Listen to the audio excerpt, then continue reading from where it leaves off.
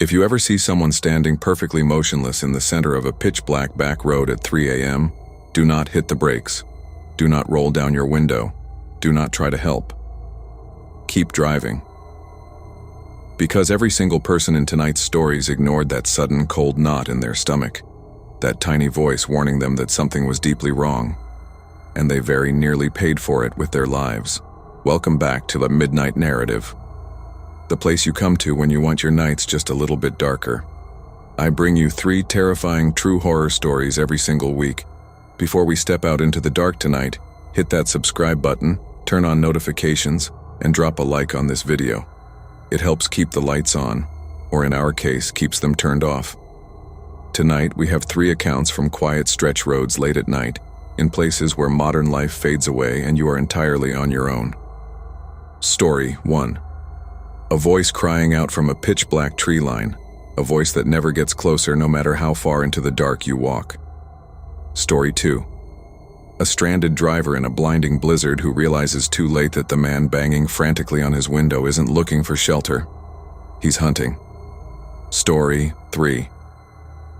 A ghost story from a lonely stretch of highway that local residents refuse to talk about, and a figure waiting in the middle of the road with a secret that defied reality. Lock your doors, turn down your dashboard lights, and let's get into story 1. It was just after midnight on a hot, humid Thursday in mid-July. I was driving home from a grueling 14-hour double shift at a distribution center near the state border. My hometown, a tiny, forgotten dot on the map in rural North Carolina called Blackwood, is the kind of place where streetlights are considered a luxury. Out there, the roads are narrow, asphalt roads lined on both sides by towering, dense loblolly pines that lean over the road like a dark canopy. On a clear night, you can see the stars, but on a moonless night like this one, it feels like driving through a tunnel carved out of obsidian. I had my windows rolled down to let the night air keep me awake. The radio was playing soft static, barely picking up a faint classic rock station miles away. I was cruising along at about 45 miles per hour, my mind entirely blank, just eager to throw myself into bed. Then, through the rushing air and the hum of my tires, I heard it. It was a woman's scream. It wasn't a sudden, startled shriek. It was a long, desperate, ragged scream full of pure, unadulterated terror. It pierced through the night air so sharply that my hands instinctively yanked the steering wheel before I slammed my foot on the brakes. My tires skidded on the loose gravel shoulder, kicking up a cloud of dust. The car rocked to a stop. For a few seconds, the silence was absolute. The only sound was the heavy, rhythmic ticking of my overheated engine cooling down and the pounding of my heart against my ribs. I sat there, clutching the wheel, staring out into the absolute blackness beyond my headlights. I thought to myself, did I hear that? Was it a hawk? An owl? Then it came again. Help me! Somebody please help me! It came from the deep woods directly to my left. It was distinctly human, a woman's voice cracking with hysteria, trembling like she was actively being hurt or hunted. Let's pause right here. Be honest with me in the comments down below. If you were on an empty back road at midnight and heard a woman screaming for her life in the dark woods, would you pull over and get out? Or would you press the gas? Tell me right now, because what I did next haunts me to this very second. I wish I could say I was brave. In reality, adrenaline simply took over. I couldn't bear the thought of leaving someone to die in those trees. I reached into my glove compartment, grabbed a heavy metal flashlight, killed my headlights so as not to drain the battery, and stepped out onto the gravel shoulder. The humidity hit me like a warm, wet towel, thick with the smell of damp earth and pine needles. I took 3 steps toward the tree line and shouted into the dark, "Hello? Where are you? I have a flashlight." Almost instantly, the voice called back from inside the woods. "Please, I'm over here. I can't move. Please help me." I didn't think twice. I unlatched the safety gate of the low wire fence bordering the road and pushed through the dense underbrush. Twigs snapped under my boots and sharp pine needles dragged across my cheeks and forearms as I forced my way forward. "Keep talking," I yelled, shining the beam of my flashlight through the maze of gray tree trunks. "Follow my voice, keep shouting so I can track you." Every 5 seconds, like clockwork, the voice rang out. "Help me. Over here, please." I walked faster, breathless, pushing branches aside. I went 20 yards into the woods, then 40 yards, then 60. And then I froze. A strange, unnatural chill washed over my skin, completely ignoring the thick summer heat. Something was wrong. I stopped in my tracks, swinging my flashlight in a wide arc. The beam illuminated nothing but endless rows of pines, thick brush, and rotting logs. I listened carefully. The voice screamed again. "Help me! Over here! Please!" It hit me like a physical blow to the chest. When I was back at the road, the voice sounded like it was maybe 30 or 40 yards into the woods. I had walked nearly 80 yards deep into the forest, moving directly toward the sound. Yet when she screamed just now, the voice was the exact same distance away. The volume hadn't changed, the direction hadn't shifted, the tone, the cadence, the precise pause between the words, it was identical. I held my breath and didn't make a sound. 5 seconds passed. Right on cue, without me shouting first, the voice rang out again from the pitch black ahead. "Help me! Over here! Please!" It wasn't a desperate woman trying to communicate. It was a recording, or worse. It was something mimicking a human voice, repeating a phrase it had learned, waiting for me to keep coming. The realization didn't bring fear. It brought a terrifying, icy paralysis. I wasn't rescuing someone. I was being pulled deeper and deeper into a forest where no one would ever hear me scream. I turned around and ran. I didn't care about the branches slicing across my face. I didn't care about tripping over roots. I sprinted blind, guided only by the distant, faint glow of the stars over the roadway. Behind me, as I ran, the voice kept calling out at perfect 5-second intervals. "Help me! Over here! Please!" And as I sprinted, the horror amplified, because the voice wasn't fading behind me as I ran toward the road. It was following me at the exact same pace, maintaining its distance, echoing right behind my left shoulder. I burst through the tree line, tumbled over the wire fence, and hit the gravel. I scrambled to my feet, threw myself into the driver's seat, slammed the door shut, and locked it. As I threw the car into drive and stomped on the gas, my headlights swept across the edge of the woods. Standing just behind the first row of pine trees, barely illuminated by the edge of my high beams, was a figure. It was impossibly tall, unnaturally thin, with pale skin that seemed to catch the light like wet glass. It didn't have a face, just a slick, featureless surface. And as I sped away, its chest heaved, and from that monstrosity came that exact same human voice, loud and clear, through my closed windows. "Help me! Over here! Please!" I drove 40 miles over the speed limit until I reached a lit gas station in the next town. My hands were shaking so badly I couldn't hold my phone to call the police. When I finally reported it, I told them I heard a distress call off the road. They sent an officer to search the area, but they found nothing. No footprints, no signs of a struggle, no person. 3 days later, a regional news report caught my eye. A hunter in those exact woods, about a mile deeper than where I had stepped off the road, had discovered a discarded purse and a pair of women's shoes belonging to a college student who had gone missing from a neighboring town 6 months prior. Her body was never found. To this day, I know what was out in those woods. It wasn't a woman. It was whatever had taken her, using her final, desperate words as bait for whoever came next. This second story took place in late January, high up in the Appalachian region of West Virginia, a place called Black Bear Ridge. My name is Marcus. At the time, I was 24 and driving an old 1998 Ford F-150. It was a rust bucket of a truck, but it was sturdy, or at least I thought it was. I was heading up to my uncle's isolated hunting cabin to do some maintenance before the season opened. By midnight, a routine winter drizzle transformed into a full-blown mountain blizzard. Heavy, wet snow lashed against my windshield, and my wipers could barely keep up. The temperature outside plummeted to 5 degrees below zero. The road I was on, a twisting, unlit 2-lane mountain pass, had no cell phone towers for miles. My phone sat on the passenger seat, displaying a permanent, demoralizing status. No service. Naturally, that was the exact moment my truck decided to die.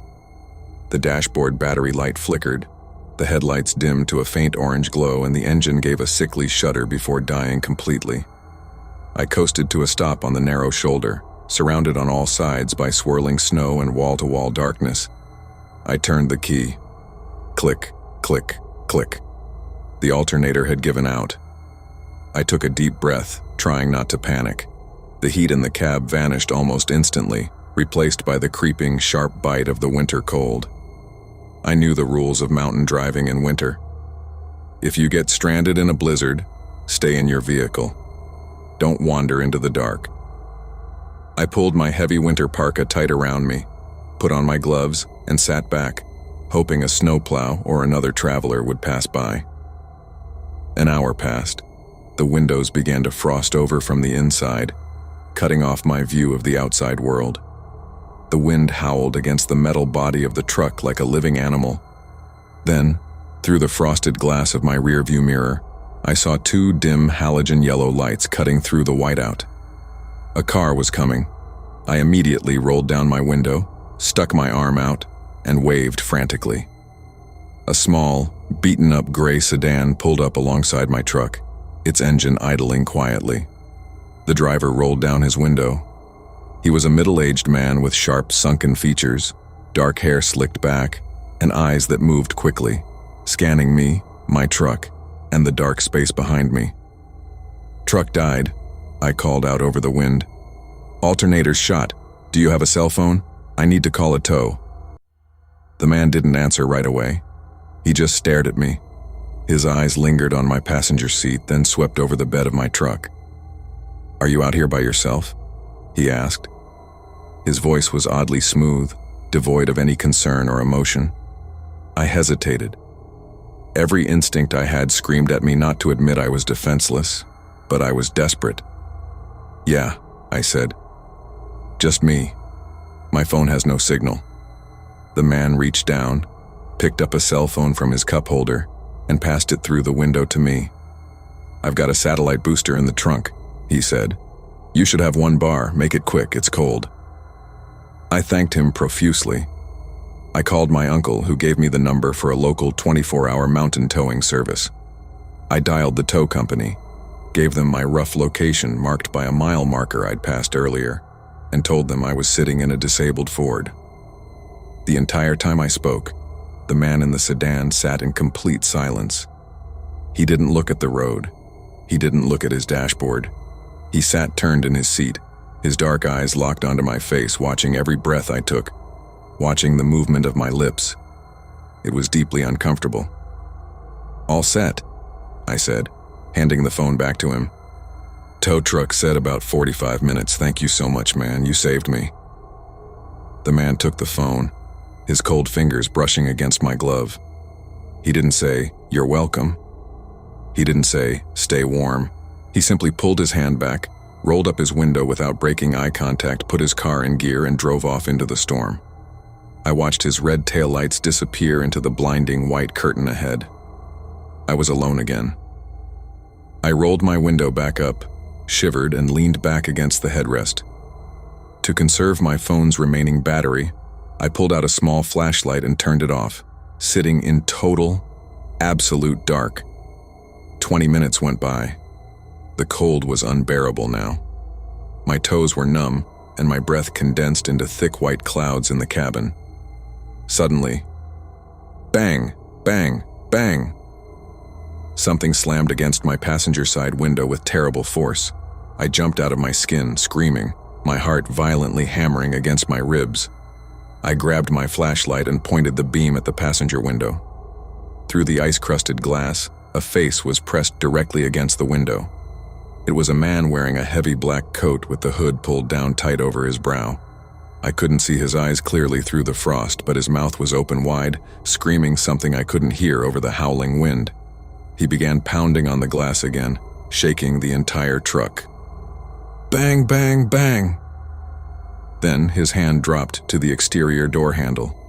Clack, clack, clack! He pulled it aggressively, trying to yank the door open. Thank God I had locked it. Put yourself in this seat for a second. It's 5 below zero outside. A man is freezing in a blizzard, pounding on your door, begging for help. Do you hit the unlock button? Tell me in the comments down below. Would you have let him in? My hands were shaking violently as I gripped the flashlight. I pressed my face closer to the glass and yelled, "What happened? What do you want?" Through the glass, his muffled voice cried out, "My car slid off the road. A mile back. I'm freezing to death. Please let me in. Open the door."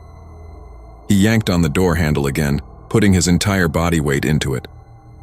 Something in my gut curdled. Something was wrong. If his car had slid off the road a mile behind me, why had no headlights passed me going back in that direction? The only car that had gone down this road in the last hour was the gray sedan that drove forward, over the hill ahead of me. I shined my flashlight down at his hands. He was wearing light leather gloves, but his arms were moving with incredible violent strength. He didn't look like someone suffering from stage 2 hypothermia. He wasn't shivering. He was furious. "I called a tow truck," I shouted through the glass. "They'll be here in 20 minutes. Wait in the bed of the truck or stay near the road." The moment I said that, the man's posture completely shifted. He stopped screaming. He stopped pulling the handle. He slowly straightened up, leaning his face closer to the frost-cleared patch of glass. Through the clear spot, he looked directly at me. It was the man from the gray sedan. He hadn't driven away. He had driven over the crest of the hill, parked his car on the shoulder, turned off his lights, and walked a mile back through a raging blizzard on foot. He had asked me earlier if I was completely alone out here. He had watched me call for help. He knew no one was coming for at least half an hour, and he had come back to finish what he started. A surge of pure terror hit me. I didn't care if my truck's engine destroyed itself. I slammed my foot on the clutch, turned the ignition key, and held it. Click, click, vroom. By some absolute miracle of physics, the frozen engine sputtered, roared to life, and screamed in protest. The man outside realized what was happening. He didn't run away. He grabbed a heavy metal tire iron from under his coat and swung it directly at my passenger window. Crack. Spiderweb fractures shattered the glass, spraying ice and safety glass into the cab. I slammed the truck into first gear, dumped the clutch, and floored the accelerator. The tires spun wildly on the ice before catching traction. The truck surged forward, knocking the man off his feet and throwing him into the snowbank. I drove up that mountain pass at 40 miles per hour with a shattered window, freezing wind roaring through the cab, and my engine emitting a sickening metallic screech. As I crested the hill half a mile later, my high beams caught something parked on the narrow shoulder. It was the gray sedan. Parked in the dark, turn signals off, engine idling. Trailing away from the driver's side door were fresh footprints in the snow, leading straight down the road, back toward where I had been parked. I didn't stop. I bypassed the sedan, drove another 3 miles until I saw the yellow flashing lights of the incoming tow truck, and slammed on my brakes, nearly crashing into his front bumper. I leaped out of my truck half hysterical and told the tow driver everything. The tow driver, a hardened mountain local, reached under his seat, pulled out a heavy caliber revolver, and called the state police from his radio. When the police arrived and swept that stretch of road an hour later, they found the gray sedan abandoned in a ditch. It had been reported stolen 3 days prior from a town 2 hours away. Inside the trunk, officers found multiple sets of zip ties, duct tape, a hunting knife, and several stolen wallets belonging to different victims. The man in the black coat was never found. He had simply walked into the snowy wilderness and vanished into the dark. If I had unlocked that door, if I had taken pity on a stranger freezing in the night, I would have become just another missing driver on a mountain pass that no one ever searches. For our third and final story tonight, we are traveling to a remote, forgotten stretch of southwestern Virginia, near the North Carolina border, a place known to locals as Hollow Creek Road. This is a story that was sent to Midnight Narrative by a subscriber named David. And unlike the first 2 stories, this one defies every logical law of our physical world. This is a story about something that wasn't human, and perhaps wasn't even alive. It happened back in the late autumn of 2012. David was 18 years old, driving his 2004 Honda Civic, with his best friend Chris sitting in the passenger seat. It was 3:30 in the morning. They had spent the night hanging out at a late-night diner 2 towns over and were taking the long back route home. Hollow Creek Road is an unlit, narrow strip of degraded asphalt that winds through steep hills, dense oak forests, and abandoned farmland. There are no gas stations, no streetlights, and absolutely zero cell service. The night was unusually quiet. A thick, low-lying ground fog had rolled off the hills, hugging the pavement like a gray blanket, making it hard to see more than 30 feet ahead. David was driving slowly, navigating the sharp curves, while Chris scrolled through his phone playing offline games. As they came around a long, sweeping bend near an abandoned tobacco farm, the high beams of the Civic illuminated a house sitting roughly 50 yards off the road. It was an old, dilapidated 2-story farmhouse with rotten porch boards and blacked-out windows. But hanging over the front porch was a single, buzzing yellow light fixture. Underneath that yellow light stood a man. David slowed the car down slightly. The man was dressed in dark, ragged clothes. He was standing completely, unnaturally still on the edge of the porch, staring directly at the road. As David's car crawled past the driveway, the man didn't move his body. He didn't shift his feet, but his neck turned slowly, mechanically, his eyes tracking the car as it moved through the fog. "Did you see that guy?" Chris asked, dropping his phone, his voice laced with nervous laughter. "Who stands on a porch like that at 3 in the morning?" "Maybe he's just getting fresh air," David said, though his hand gripped the steering wheel so tight his knuckles turned white. They kept driving, putting the creepy farmhouse behind them. A mile down the road, they crossed a narrow wooden bridge over a dry creek bed and entered a stretch of road tightly enclosed by tall rock walls on both sides. That's when they saw her. Standing right in the center of their lane, bathed in the sharp halogen light of the Honda's high beams, was a woman. David slammed his foot on the brake pedal. The Civic skidded on the damp asphalt, coming to a halt barely 20 feet away from her. "What the hell?" Chris yelled, bracing his hands against the dashboard. The figure didn't flinch. She didn't blink. She was an elderly woman, dressed in a long antique white nightgown that dragged in the wet dirt. Her skin was a sickly, translucent gray, tightly stretched over her skull. Her eyes were wide, bloodshot, and hollow, staring straight through the windshield into David's soul. Her long, tangled silver hair hung wild around her shoulders. But the most horrifying detail was her clothes. The front of her white nightgown was soaked in dark, brownish-red stains, thick, wet streaks that looked like dried blood. "Is she hurt?" Chris whispered, his voice trembling.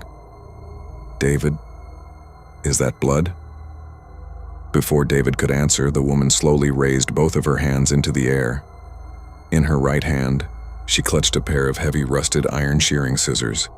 She opened her mouth, revealing dark, empty gums, and let out a sound that didn't sound human. It wasn't a scream. It was a high-pitched, metallic shriek, like metal grinding against an anvil, echoing through the small cabin of the car, even with the windows rolled up tight. Then she began to move. She didn't walk. She didn't run like a normal person. Her body lurched forward in violent, impossible jerks, her limbs snapping into place with sickening, unnatural speed, closing the distance between herself and the front bumper in a fraction of a second. "Back up! Reverse! David! Reverse!" Chris screamed at the top of his lungs, throwing himself back into his seat. David's instincts took over. He slammed the shifter into reverse, stomped on the gas, and the tires shrieked as the car shot backward down the narrow road into the thick fog. In the headlights, they watched the woman. She didn't chase them on foot in a normal way. She hovered, her legs moving in a frantic, blurred sprint, keeping pace with a car traveling 30 miles per hour in reverse. Her face remained pressed close to the hood of the car, her hollow eyes locked onto David, her scissors snapping open and shut in the air with a horrific clack, clack, clack. David yanked the wheel, executed a sloppy, terrifying 3-point turn on the narrow road, threw the car into drive, and floored it back toward the wooden bridge. They flew past the abandoned tobacco farm. The yellow porch light was out now. The porch was empty. They didn't stop until they hit the main highway 5 miles away, pulling into a brightly lit 24-hour truck stop, both of them hyperventilating and drenched in cold sweat. They sat in the parking lot for an hour, refusing to get out of the car. When daylight finally broke, they drove to the local sheriff's department and reported that an elderly, disoriented woman covered in blood was walking along Hollow Creek Road holding a weapon. The deputy on duty took down their information with a strange, flat expression on his face. He didn't ask many questions.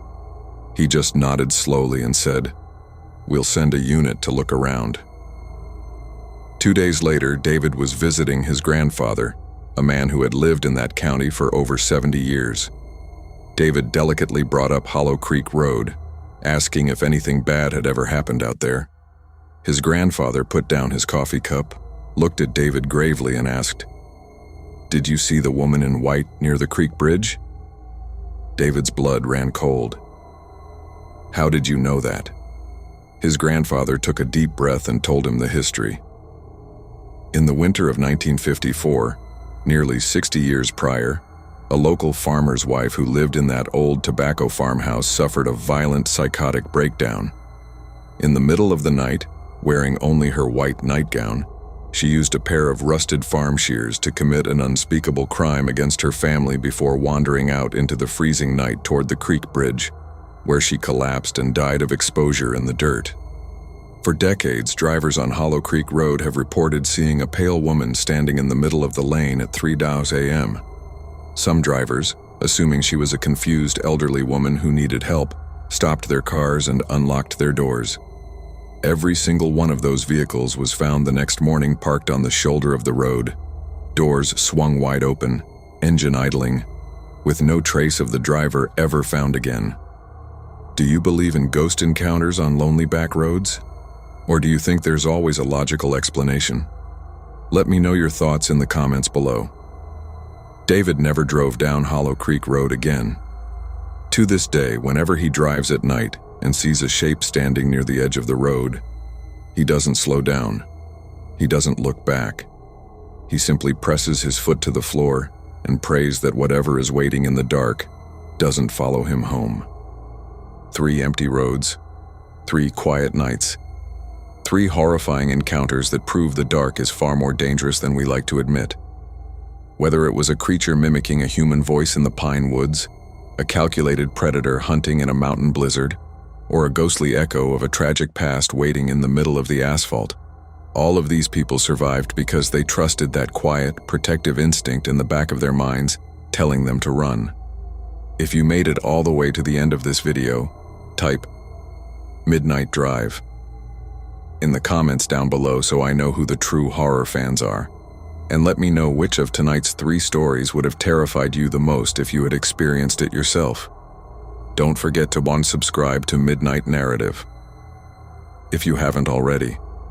I drop 3 brand new spine-chilling horror stories every single week, crafted specifically to keep you up at night. Hit that notification bell so you never miss an upload, and share this video with someone who hates driving at night. Thank you so much for sitting in the dark with me tonight. Be safe out there on those back roads. Keep your doors locked. Check your back seat. And I'll see you again next time, right here on Midnight Narrative. Good night.